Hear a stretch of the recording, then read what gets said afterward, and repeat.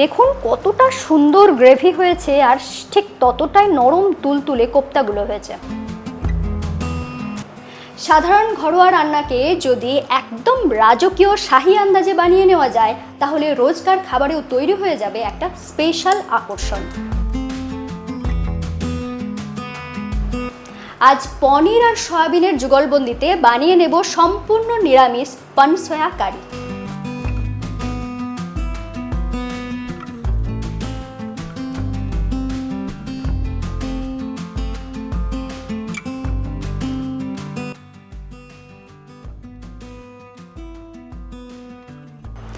দেখতে যেমন আকর্ষণীয়, খেতে ঠিক ততটাই লোভনীয়।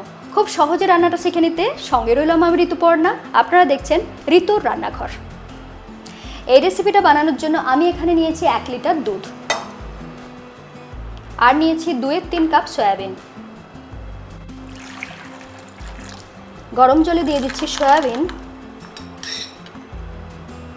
এটাকে ঢাকা দিয়ে রেখে দিচ্ছি যাতে খুব তাড়াতাড়ি নরম হয়ে যায়। প্রথমে একটা কড়া বসিয়ে নিচ্ছি, দিয়ে দিচ্ছি দুধ।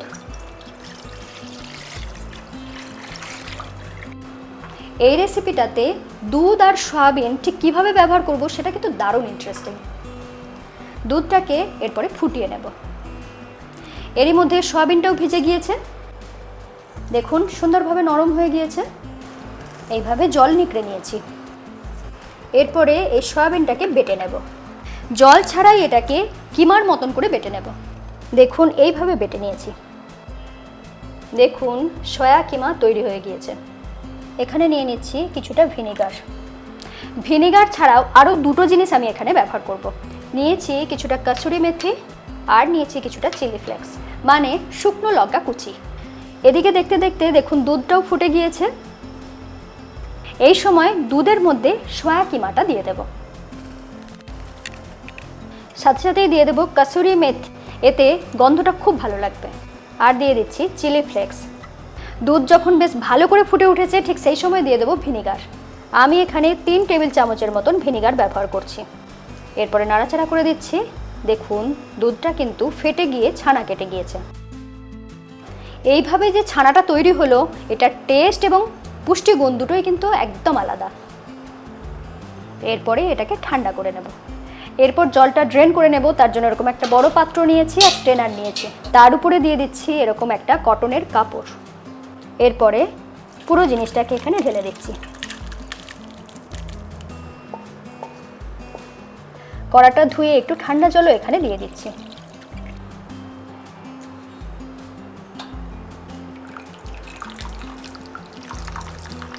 এরপরে জলটাকে এইভাবে চেপে চেপে নিগড়ে নিচ্ছি। এটাকে বেশ ভালো করে নিংড়ে নিচ্ছি যেন একটুও জল না থাকে। দেখুন ঠিক এরকম তৈরি হয়েছে। এরপর এটাকে মেখে নেব।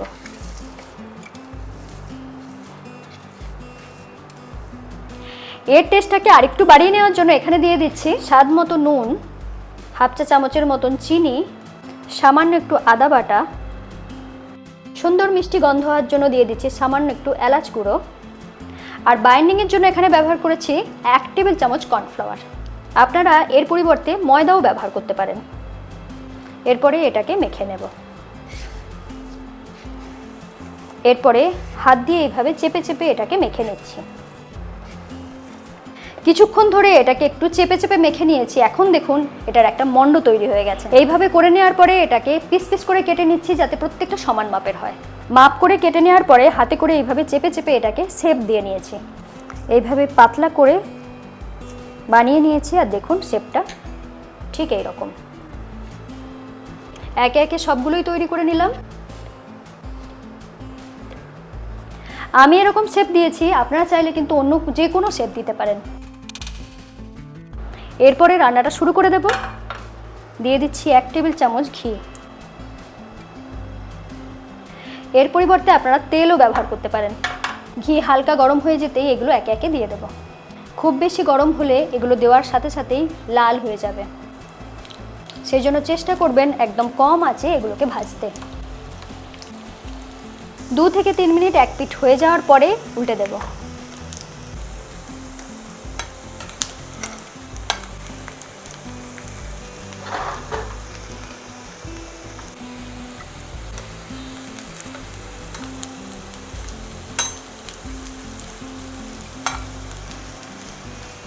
এটাকে এপিট ওপিট করে উল্টে একটু মুচমুচে করে ভেজে নেব। বেশ মুচমুচে করে ভেজে নেওয়ার পরে তুলে নিচ্ছি।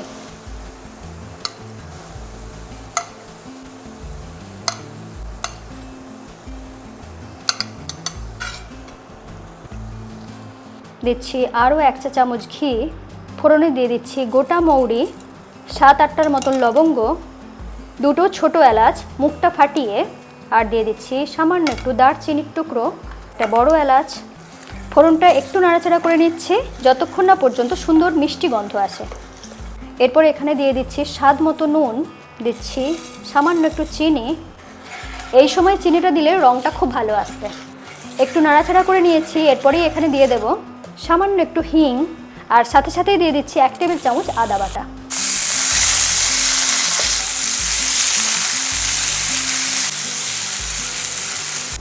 হিং পছন্দ না করলে হিংটা ব্যবহার নাও করতে পারেন। আস্তে আস্তে দেখুন আদাটা সুন্দরভাবে কষানো হয়ে গিয়েছে, বেশ লালচে রঙও এসে গিয়েছে। এখানে আমি নিয়েছি 1/2 কাপ টক দই। এর সাথে মিশিয়ে দিচ্ছি 1 চা চামচ জিরে গুঁড়ো, 1 চা চামচ ধনে গুঁড়ো, 1/2 চা চামচ হলুদ গুঁড়ো, আর 1 চা চামচ কাশ্মীরি লাল লঙ্কার গুঁড়ো। এরপরে এটাকে এইভাবে ফেটিয়ে ফেটিয়ে মিশিয়ে নেব। দেখতে দেখতে দেখুন দইটা সুন্দরভাবে মোলায়েম হয়ে গিয়েছে আর সমস্ত মশলাগুলো ভিজে গিয়েছে। এরপরে এই মিশ্রণটা এখানে দিয়ে দিচ্ছি। এরপর গ্যাসটাকে লো ফ্লেমে রেখে এটাকে কষিয়ে নেব। এখানে বলে দিই, যারা পেঁয়াজ ব্যবহার করতে চান তারা পেঁয়াজটাকে একটু ভেজে নিয়ে পেস্ট বানিয়ে ব্যবহার করবেন, দেখবেন একদম ইউনিক টেস্ট লাগবে। লো ফ্লেমে 2.5 থেকে 3 মিনিটের মতন এটাকে কষিয়ে নিয়েছি। দেখুন কত সুন্দরভাবে তেল ওপরে উঠে এসেছে। মশলা পুরোপুরি কষানো হয়ে গিয়েছে। এই পর্যন্ত মশলা কষানো হয়ে যাওয়ার পরে এখানে দিয়ে দেব গ্রেভির জন্য জল। আমি 1/2 কাপের মতন ব্যবহার করলাম। গ্রেভি ফুটে উঠতেই এগুলো দিয়ে দেব।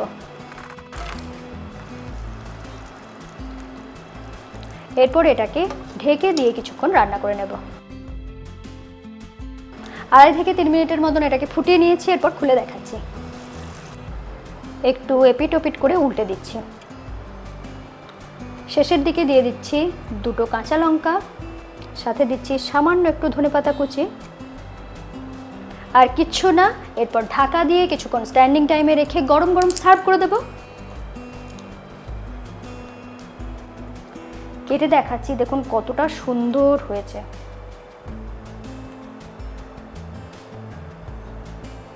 একদম অন্য ধরনের এই রেসিপিটা অবশ্যই বানিয়ে খেয়ে দেখবেন, আমার বিশ্বাস ভালো লাগবে।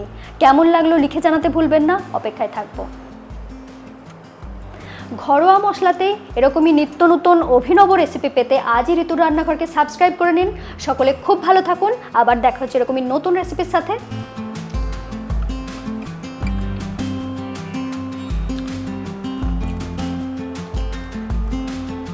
সত্যি বলছি, কোপ্তাগুলো ভীষণ নরম হয়েছে, খেতে কিন্তু দুর্দান্ত। এই রেসিপি কিন্তু কিছুতেই মিস করবেন না।